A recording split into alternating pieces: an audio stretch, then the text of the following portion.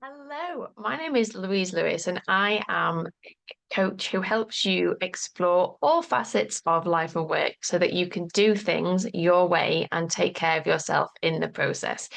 In today's short video, I want to do a little mini training on the kind of push and hide cycle or the kind of overwork and burnout cycle because this is a super common pattern that I see people experiencing. And I want to give you some tools to recognize some of these patterns and to break out of them. So if you enjoy this video, don't forget to kind of follow, like, subscribe so that way you don't miss them when they come out. I'm going to be doing more of these now. And let me know in the comments what resonates. So I actually have some slides for you today. So let me just share those. So when we are, let's start that. What often happens in our lives is that we do something. So on here, I've just got it as show up, okay? And show up might look like applying for promotion, it might be doing a project at work, it might be running a case. If you're self-employed, it might be launching a new program, but we do some form of showing up. And in that showing up process, we push, we strive, we aim to prove, we over deliver. Like all of our patterns come into play in that show up piece. We overgive, we do more than our actual energy allows. And the result then is that we end up in this kind of exhaustion, burnout experience. Um, and then we have to rest, we have to stop, we have to pause, we sort of have to take a step back. That exhaustion burnout phase might also look like hiding. We retreat. We sort of pull ourselves back into a space. We rest, we recover, and then if we don't learn from the past cycle, we do the whole thing again.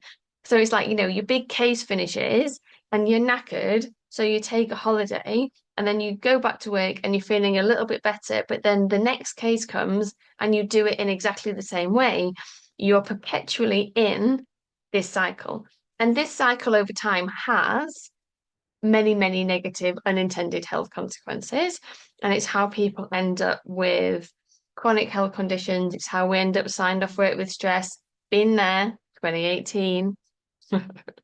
Um, and so what we want to do is we want to start to recognize the cycle, but we also want to recognize how we are and what we experience at each point of the cycle so that we can start to engage in this experience slightly differently. Because what we want to do is to be able to show up and deliver without the exhaustion and the burnout piece. And there still may be elements of rest and recovery in there, but we want to be able to go through this cycle in a much more healthy way. And so, in order to break the cycles, first of all, you want to recognize the cycle in the first place, right? Start to hone in and notice where it starts for you, where it starts to build. So, if you know, okay, so when I'm running a piece of, if I think back to my lawyer days, so I was a tax litigator, when I'm running a case, I know that there are various points in time, case management, direction deadlines, different pieces where actually things start to get a little bit tricky for me because I go into perfectionism or I go into people pleasing or I go into overdrive. So it's just starting to notice and recognize where are these cycles for me? What are the points in time where I start to push when really I'm feeling tired? And that might be a sign that I need to pull back a little bit. Where am I pushing? What's going on for me?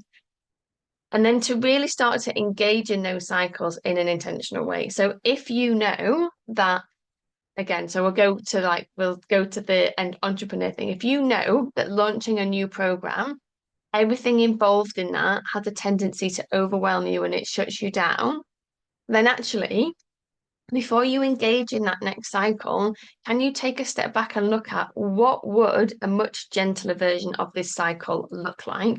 What can I tolerate? What have I got the capacity for right now? And a great way to think of this is in terms of if you were going to go to the gym, okay?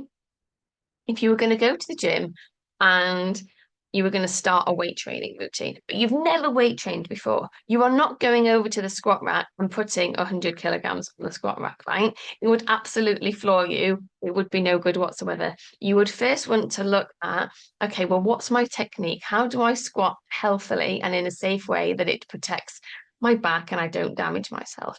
And you might start with a body weight squat. So you're not holding any weights whatsoever.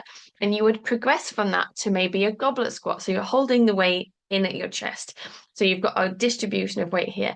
And at some point, you might be able to get your body into a position where you're doing a back squat. So you've got the weight on your back. Again, you're just going to see how that works. Okay. So it's about how you can safely and healthily engage in those cycles so that you can start to get the stuff that you want to get done without it coming at such a cost for you. So if you were just going to take away one thing from this video, the invitation is to just think about where in these experiences in my life am I pushing harder than I need to? Where do I start to overdo it? Where does the perfectionism creep in? Where does the people pleasing creep in? Where do my boundaries go a bit wrong so I can't tell people that I'm struggling? And how do I just start to make really baby steps, little teeny tiny tweaks around those things so that when I have got a big project on or life throws a challenge at me, because life is always going to do that, it isn't flooring me because I'm engaging in this cycle in a slightly different way. So I hope that was super helpful. Let me know in the comments and don't forget to share this with someone that you think would benefit. I'll see you in the next video.